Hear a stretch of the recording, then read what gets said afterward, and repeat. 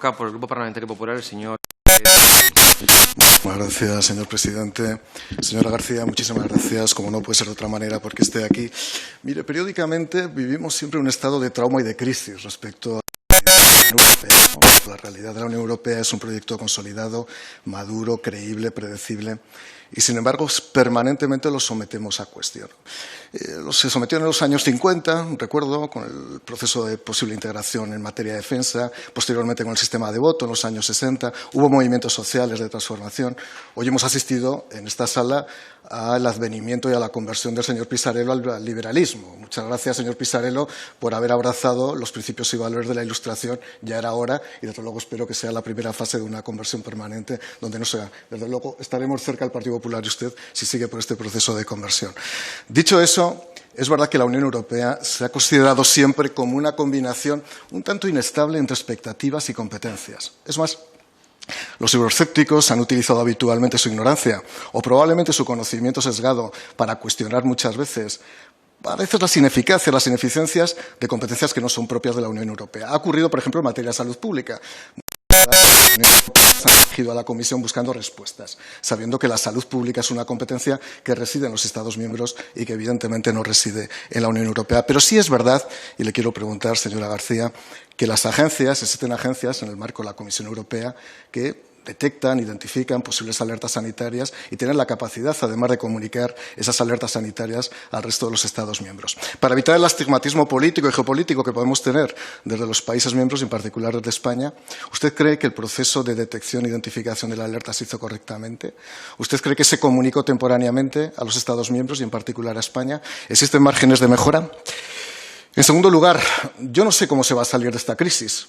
Si con un estado avanzado de exposición del nacionalismo, del regionalismo, del populismo. El otro día tuvimos aquí una clara invitación a que participara Carles Puigdemont y quiero agradecer al Grupo Parlamentario Socialista y al resto de grupos parlamentarios que votaran en contra precisamente de que Carles Puigdemont pudiera asistir a este grupo de trabajo. Pero, sin embargo, las paradojas son constantes. Por una parte se vota en contra y, sin embargo, se está cohabitando políticamente con una alianza de partidos donde efectivamente hay posiciones identitarias que intentan muscular la fractura territorial de este país. Por eso yo le pregunto, señora García, ¿usted cree que desde la perspectiva de la credibilidad, de la predictibilidad, que también hablaba el portavoz de Ciudadanos, es bueno que haya esas tensiones entre los socios de gobierno de España? ¿Usted cree que eso puede afectar o no puede afectar directamente a la percepción de fondos por parte de España provenientes de la Unión Europea? En tercer lugar, también desde su visión privilegiada, desde Bruselas, usted habrá tenido conocimiento de cuáles han sido los diferentes sistemas de emergencia que se han aprobado en los diferentes Estados miembros de la Unión Europea. Evidentemente, los ordenamientos jurídicos constitucionales son divergentes y cada sistema es dispar. Pero sí es verdad que aquí en España ha habido una tendencia, querencia y finalmente una materialización de algunos excesos desde el punto de vista de la posible cercenación o la posible limitación de derechos y libertades públicas. ¿Puede usted decirme cómo se ha respondido en otros países? ¿Considera que la respuesta que ha habido en otros países ha sido más adecuada teniendo en cuenta la protección de los derechos y las libertades fundamentales que tienen que tener los ciudadanos de cada país? ¿Considera, desde el punto de vista de su grupo parlamentario en Bruselas, que se ha producido una extralimitación en derechos tan esenciales como el de manifestación, el de culto, el de libertad de expresión, el de intromisión, desde luego absolutamente intolerable en el resto de poderes que no son, evidentemente, el poder ejecutivo?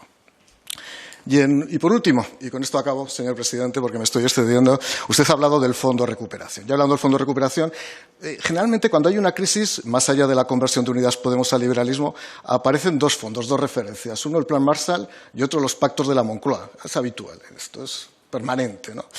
Fíjese, el Plan Marshall tenía una virtud, y es que fundamentalmente instaba a la iniciativa privada. Era una palanca para el crecimiento de la economía de mercado. Y creo que esto es muy importante, porque creo que ustedes se debaten en una especie de tesis muy contraproducente entre lo público y lo privado. Y en este sentido quiero hacerle tres preguntas. En primer lugar, ¿en qué consiste la condicionalidad aceptable para el Eurogrupo, para el Grupo Parlamentario Socialista en la Unión Europea?